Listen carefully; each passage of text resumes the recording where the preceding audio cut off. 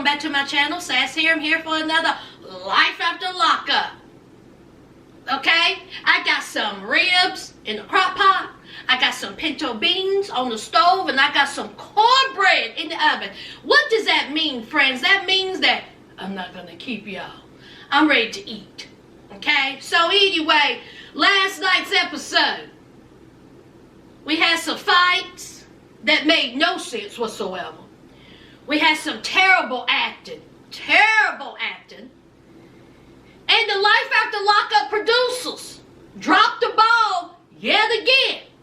Do y'all want to know how they dropped the ball? Well, let's get into it. Let's talk about Latino Heat and Brittany. Now, as we know, they went to the Hotel Motel Not Holiday Inn to find that mom. Well, like I said last week, she wasn't in there. So Brittany has texted, she has called, and her mom is not returning the phone calls or texts. So she's worried. Latino Heat said, listen, I don't care nothing about that mama. I don't care nothing about that mama. But I can't have my wife out here in the hood of the hoods looking for her mama by herself. So I'm going to be out here with her. So Latino Heat and Brittany is asking random people where that mama is. Have you seen my mama? Look at this picture. Have you seen her? Of course, nobody ain't seen that mama.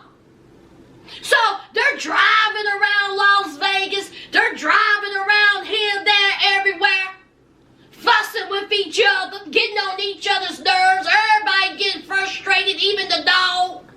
Hours done went by. Mind you, they got 3 kids at home, and his mom is babysitting. Take your tail home. That mama grown. Now, this is where Life After Lockup producers dropped the whole ball. Now, while they out here looking for this mama, and we have to witness this ridiculousness, there was a whole CRACK fight going on. Life After Lockup producers, how is it you don't film the fight? And it was a CRACK fight on top of that. Cops everywhere, lights everywhere, ambulances, just everywhere. And then we could have witnessed a fight. But oh no, we witnessed Latino Heat and Brittany riding around the neighborhood.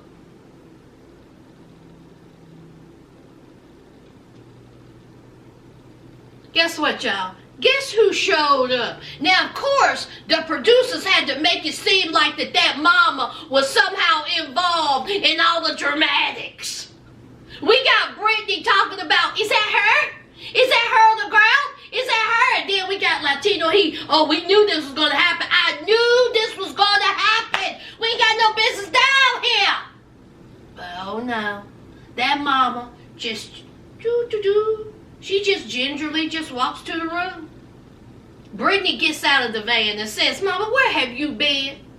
We have been looking for you. Why ain't you returning to my phone calls? And then the mama said, I'm fine. As you can see, I'm fine. I was with my boyfriend. Brittany said, boyfriend?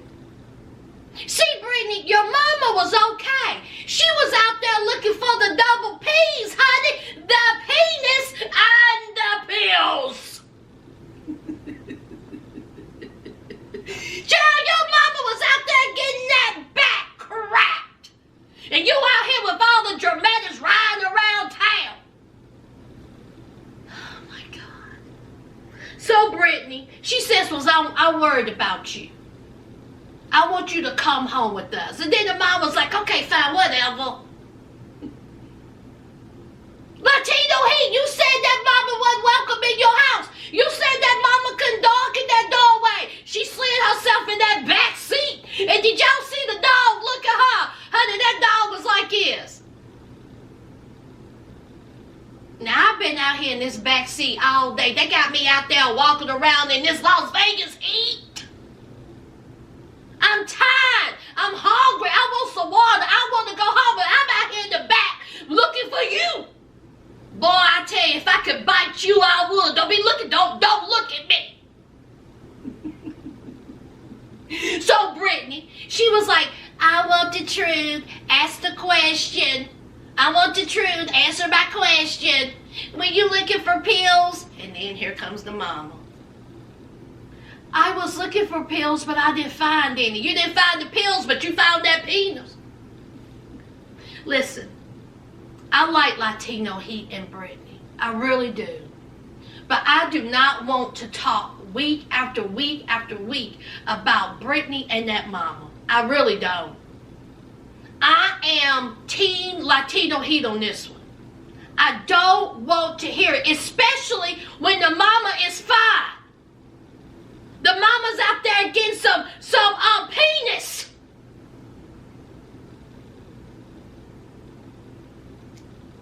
Let's move on.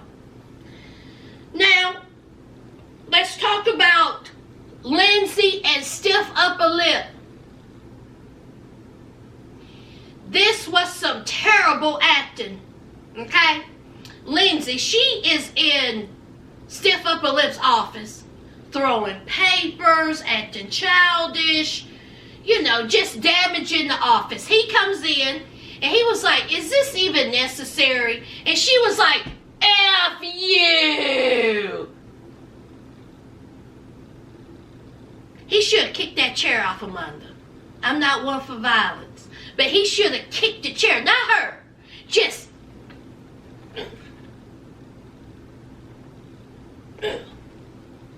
That's what he should have did. Okay. Stiff upper lip said, you know what, I'm not even going to interact with you. I'm not even going to feed into your childish, behavior. Apparently you want my attention. I'm not going to give it to you. So I want to go out back and I want to smoke about 1,000 cigarettes. So of course Lindsay thinks that she has done everything. She's the big bad wolf. She's rough and tough with the afro puffs. But of course, she has to go out there because, she has to be on TV. She has to be in front of the camera.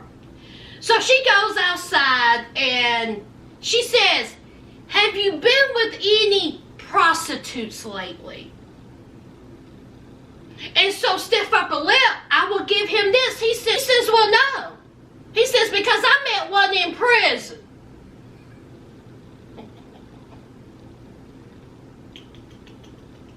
Stiff upper lip, that was a good one. That was a good one. So, of course, Lindsay, honey, she was taken back by that strong statement, honey. Strong statement. Honey, her mouth got dry then because, honey, did he speak the truth? So, Lindsay, she got to stammering, stumbling over her own tongue, looking and sounding stupid. So she was like, oh, so you haven't been with no prostitutes, huh?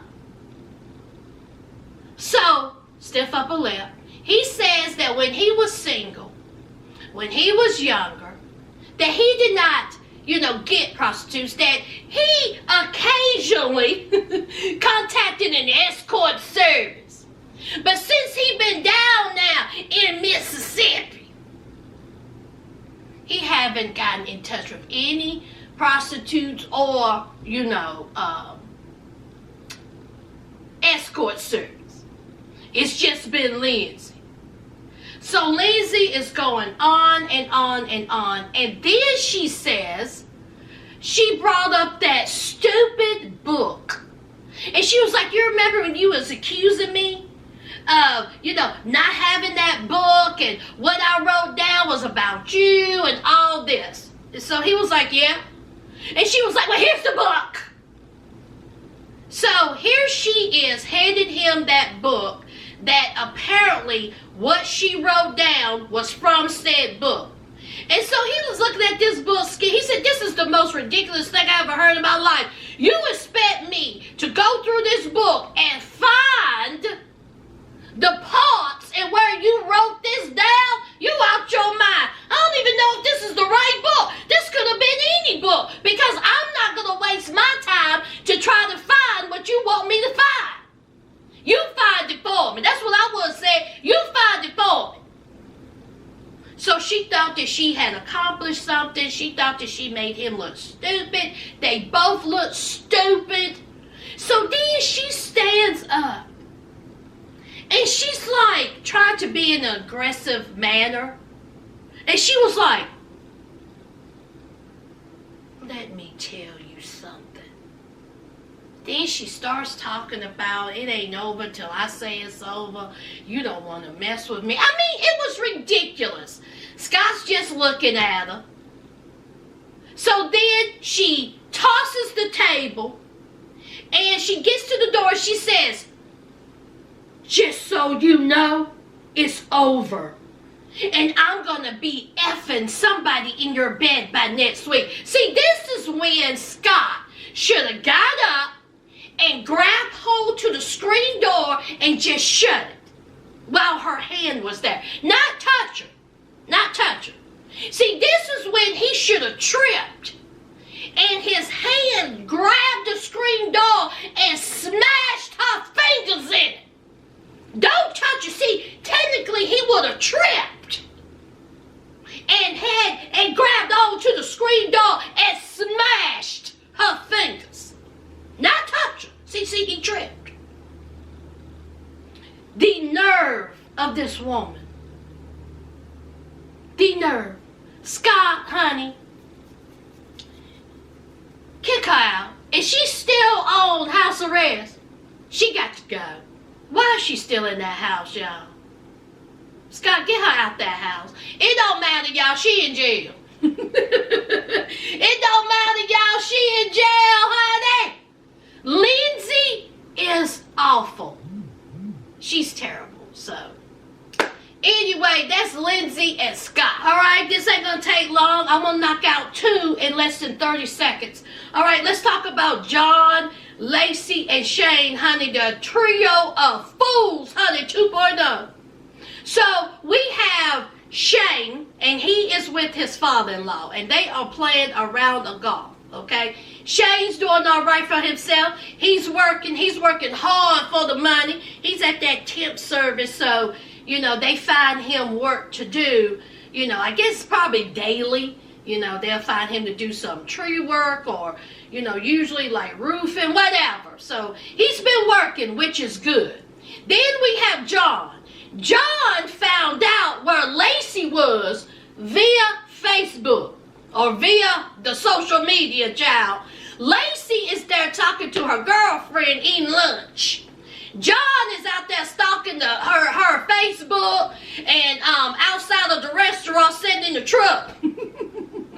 Contemplating on whether he's going to go in there or not.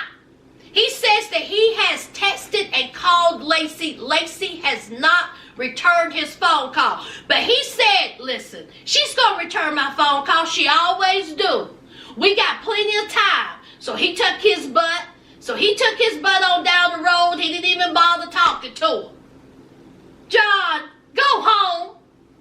So, we have Lacey talking to a homegirl. And she tells her homegirl that John is out of prison and that John has, you know, contacted her. So the friend was like, girl, what are you going to do? Do Shane know? And so Lacey said, I ain't told Shane.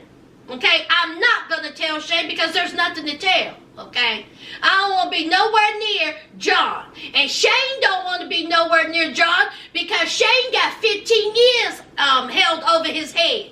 And so the friend said, now wait a minute, if he was to beat up John, would he go to prison? And so Lacey said, yeah, he's still on probation. He got 15 years. So I'm not going to say anything. I don't want to jeopardize Shane's freedom. Okay? None whatsoever. Now, meanwhile, we got Shane and that father-in-law, you know, golfing. And they're talking, and then the father-in-law comes talk about, well, from word on the curb is, and the curb is my daughter.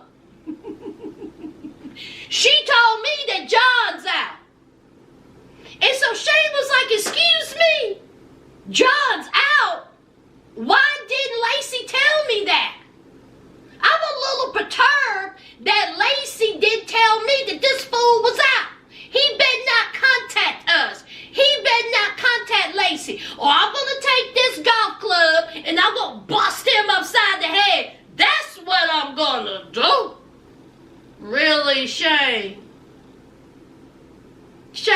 don't think you got it in you, honey.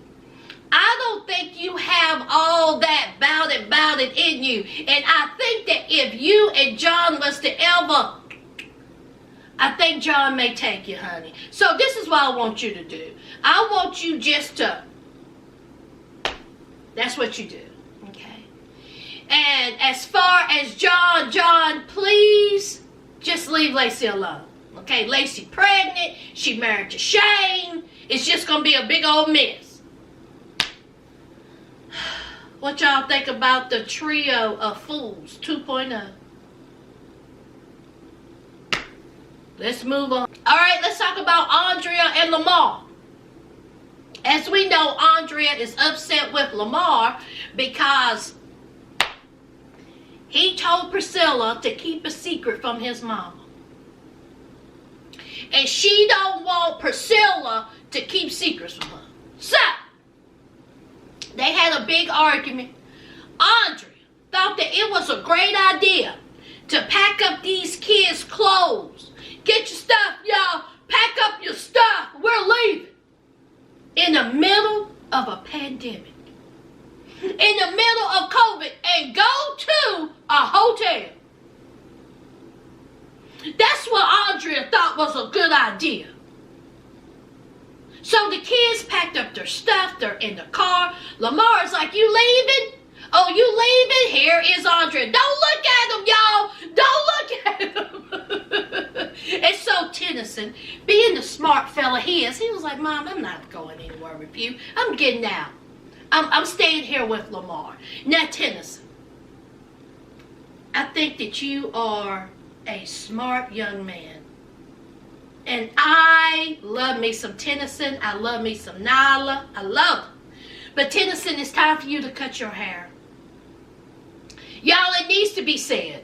And if you don't want to cut it, you know, get some locks, get some dreads, get some twists, get some braids. I don't care what you do. But it is time for you to handle that head, honey. Okay? At least pick it out. Get some moisturizer, some leave-in conditioner, and just pick it out, honey. If you don't want to cut it, pick it out. You need a deep moisturizing conditioner, honey. Do something with that head. You are too cute of a little boy to have your head looking like that. So Tennyson, being the smart fella he is, he says, listen, I'm not going to be going nowhere with my mama. I'm going to stay here with Lamar. I want Lamar to know that he is appreciated. I want Lamar to know that we love him. I want Lamar to know that we care about him. He is our family. And my mama's just cuckoo for Cocoa Puffs, and she acting foolish.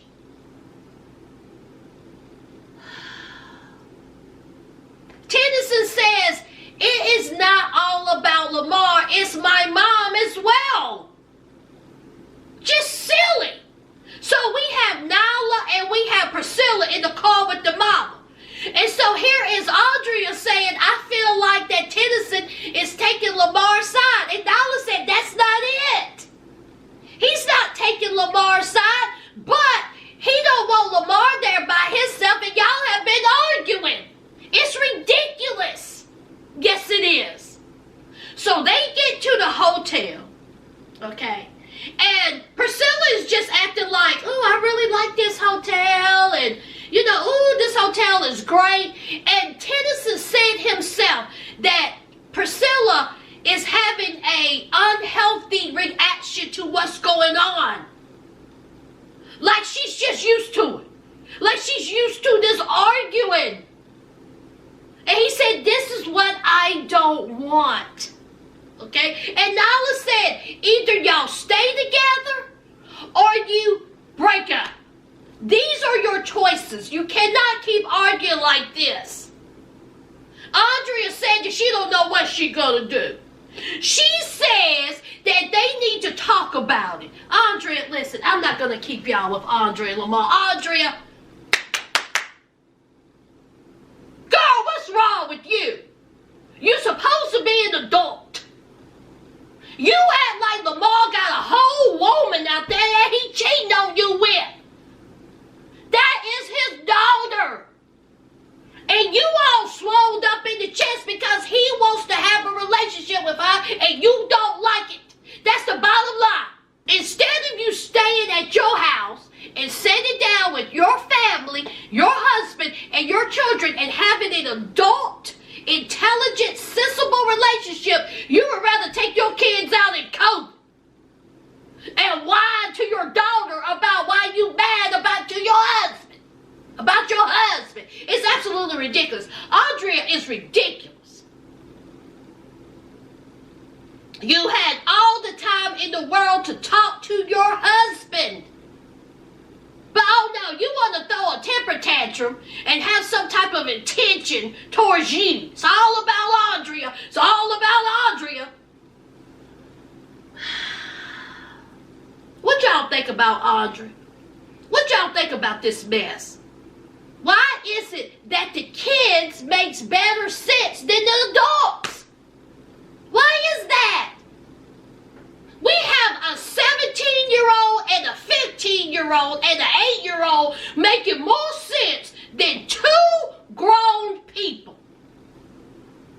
Andrea and Lamar, y'all getting on my nerves. This foolishness. Let's move on, y'all. Let's move on. Alright, let's talk about Destiny, Dumpster Fire Destiny, and Shawn. Now, it's time for her to go to court.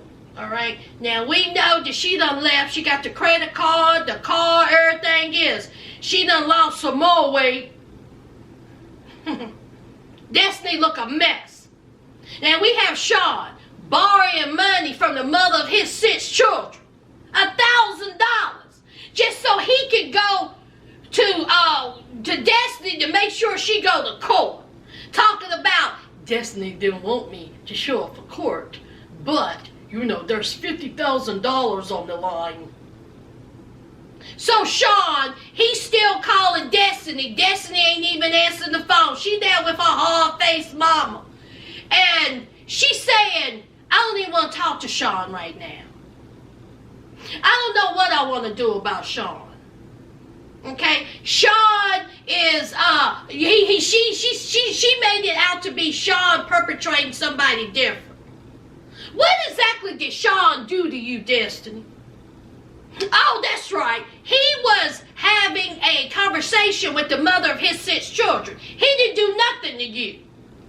He actually gave you money. He actually spoiled you. What did you do? Oh, that's right. You punched him in the face. You talked down to him. You stole his car. You took his credit card. You accepted his, proposal. That's what you did, you dumpster fire helper. So Destiny says that, she's not sure about where the relationship is going. Here's Shawn talking about that Destiny all over Facebook with several men, talking about she has been engaged several times. These two, I tell you. So Destiny, she says that she may or may not show up for court because she's looking at 7 years over her head.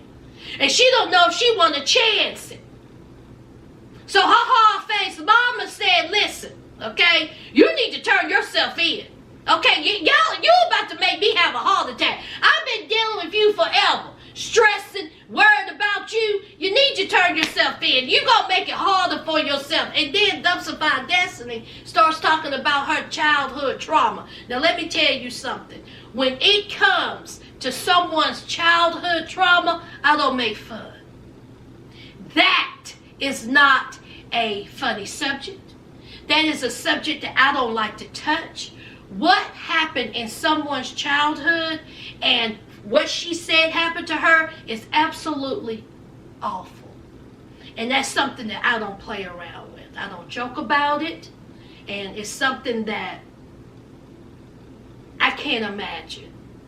And she said that it was a family member and he got sent to prison for years. Good for you, Destiny. Good for you.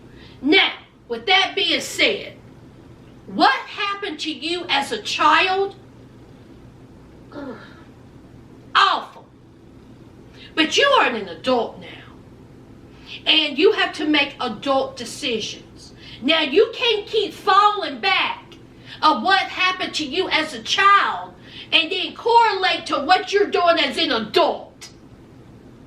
You punched a grown man in the face. You have lied. You have schemed. You have scammed. Don't put that on your childhood trauma. Those was your adult choices. That's that on that. There's many services out there that can help you to treat your childhood trauma. You're an adult now. And sometimes you have to take responsibility for your actions as an adult. And that's all I got to say about dumpster fire destiny. Okay? Is she or is she not going to show up for court, y'all? Well, we know she in jail. So, I don't know how long she in jail, but she in jail, honey. Destiny and Lindsay are in jail. So anyway, child, let's move on. Last and certainly least, the duo of fools. We have Michael and Sarah. Now, before I go in on them, let me ask y'all something. What was this argument about? What was this argument about?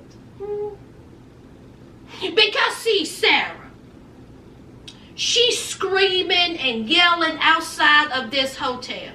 Now we have Michael with the baby in his arms screaming and hollering at Sarah. They're having a screaming and hollering match with the babies there. How many times are we going to see this? See, before they had their screaming and yelling match, 2 seconds ago, Sarah took it upon herself to invite Michael to stay with her and the kids. Michael's whole thing is Sarah is saying that he's not a good father.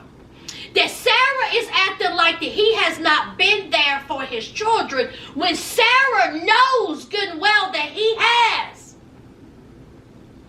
That Sarah putting on in front of the camera. See, they're portraying him as a terrible father. No, Michael, you're portraying yourself as a terrible father. See, we can only go by what we see. And you didn't show up for court. You didn't show up for court because you was too busy getting some Gucci. What is the point of him still being there? He haven't spent no time with his children, and when he did, it was a full-blown argument. How long is he going to be in that hotel? Who paying for that hotel? Life after lockup. How much money did y'all dish out so he can stay in that hotel? I don't know what Sarah wants. At this point, I don't know what Sarah wants. Do Sarah want Michael? Do Sarah want Michael to say, I want to be with you? Is that what she wants? What do you want, Sarah? What do you want out this man? Ain't you tired? Aren't you tired of screaming? Are you not tired? Girl, I'm tired just watching y'all. So they are screaming, they are yelling, and then Sarah says, see, this is why I have Malcolm. This is why I'm with Malcolm. Girl, 2 seconds ago again, you asked Michael to live with you and the kids, and here you talk about you got a good guy with Malcolm. Why are you there? Take your kids and leave. Sarah, you're not doing anything but embarrassing yourself. Both of y'all are ridiculous. So, we have Sarah getting the kids, get into the car. Now, she was about to leave. She gets out of the car, and Michael is sitting there. And Michael says, I'm going to let you take the kids. And I will be over later. I'll pull up later. Wild! Do y'all understand what I'm saying? Y'all done had this big blown out embarrassing fight in front of your children. And Sarah, you were about to leave and you stand there and this musty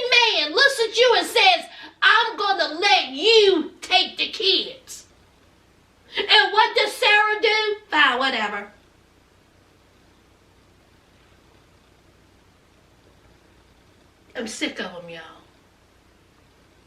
I am sick of Michael. I'm sick of Sarah. I'm sick of them.